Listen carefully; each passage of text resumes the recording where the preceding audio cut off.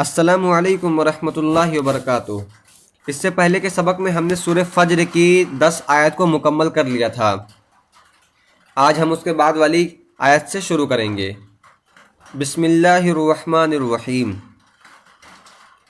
حمزہ لام زبر ال، لام زبر لا، اللہ، ذالیا زیر ذی، الذی، نون زبرنا، الذین، طا زبر طا، غین واو زبر غو، طغوا، فا لام زیر فل، طغوا فل، با زیر بی، لام الف زبر لا، بیلا، دال زیر دی، بلادی، الذین طغوا فی البلاد۔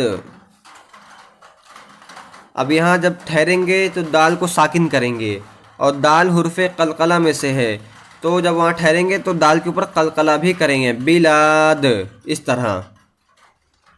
فا زبر فا، حمزہ کاف زبر اک، فا اک، ثا زبر ثا، را واو پیش رو، فا اکثرو، فایا زیر فی، ہا لام زبر حل، فی حل، فا زبر فا، سین الف زبر سا، فسا، دال زبر دا، فسادا، فاکثروا فیہا الفساد۔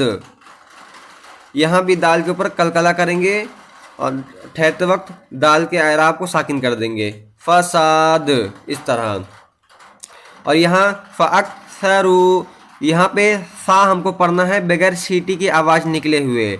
فا ہوتا ہے اس میں سیٹی کی آواز نہیں ہوتی ہے، اسی طرح سین جو ہوتا ہے اس کے اندر سیٹی کی آواز ہوتی ہے، فساد، اس طرح۔ سا میں سیٹی کی آواز نہیں ہوتی ہے اور سین میں سیٹی کی آواز نکالنا ہے ہم کو۔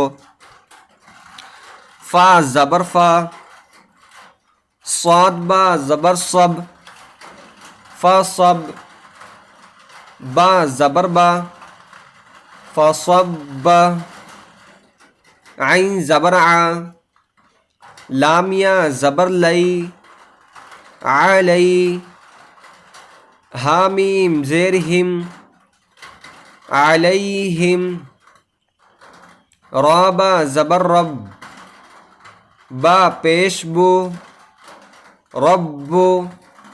یہاں پہ علیہم پہ جو میم ساکن ہے تو وہاں میم ساکن کا قاعدہ آیا ہے، یہاں پہ اظہار شفوی کا قاعدہ ہے۔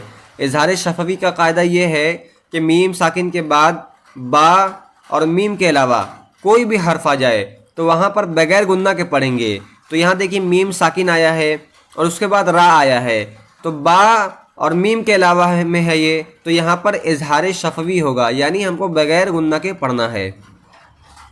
رابا زبر رب، با پیش بو، رب، کاف زبر کا، رب کا، سین واو زبر سو، طا زبر طا، سو طا، عین زبر ع، ذال الف زبر ذا، عذا، بادو زیر بن، عذاب، فصب علیہم ربک صوت عذاب۔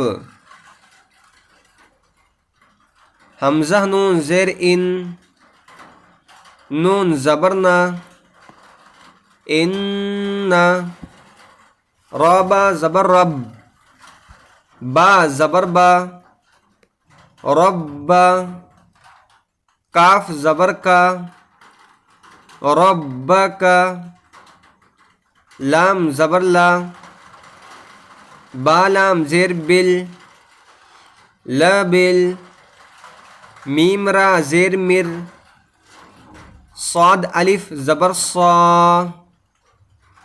مرصا دال زیر دی مرصادی ان ربک لبالمرصاد.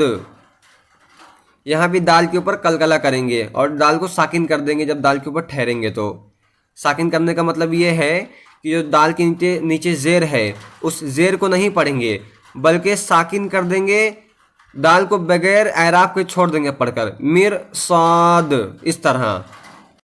اور یہاں پہ دیکھیے انا، یہاں انا پہ ہم کو گنہ کر کے پڑھنا ہے کیونکہ یہاں نون کے اوپر تشدید آیا ہے، اور جس نون کے اوپر تشدید آتا ہے تو وہاں ایک الف کے برابر ناک میں آواز چھپا کر پڑھتے ہیں یعنی گنہ کرتے ہیں. اب یہاں تک 14 آیت جو ہوئی ہے آپ یہاں تک اچھی طرح سے یاد کر لیں. انشاءاللہ اس کے بعد والی جو آیت ہے اس کو ہم اگلے سبق میں پڑھ لیں گے. السلام علیکم ورحمۃ اللہ وبرکاتہ.